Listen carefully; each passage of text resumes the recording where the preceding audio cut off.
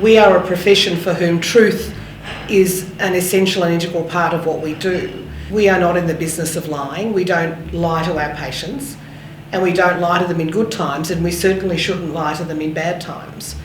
And although it can be a very uncomfortable conversation, they nonetheless have a remarkable trust in us, which we must not abuse by giving them misleading information, half-truths or lies in terms of what's happened to them. And in fact, at their time of greatest need, their doctors cannot leave them by not being around or finding it's too difficult or lots of reasons to go away, or for an organisation to be suddenly confronted that maybe their systems don't work as they might.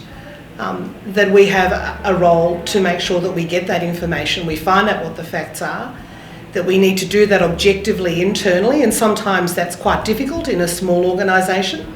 It's a little easier in a larger organisation where you've got other people to speak to. But in a smaller organisation, you need external reviews and external information as to where the system did or did not go wrong. Now, in maternity, terrible things happen for no particular fault or reason, and therefore you would explain that, and that's difficult enough.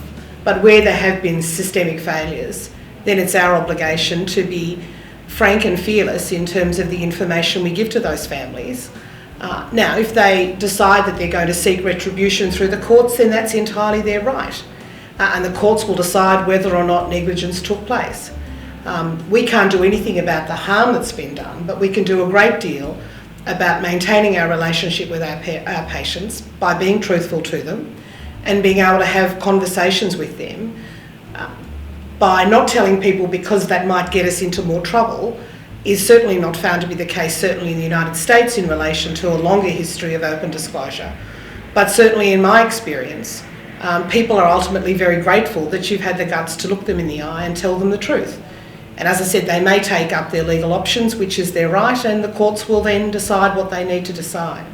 But I think as practitioners and as custodians of healthcare systems, we owe it to our patients to tell them the truth in good times and in bad.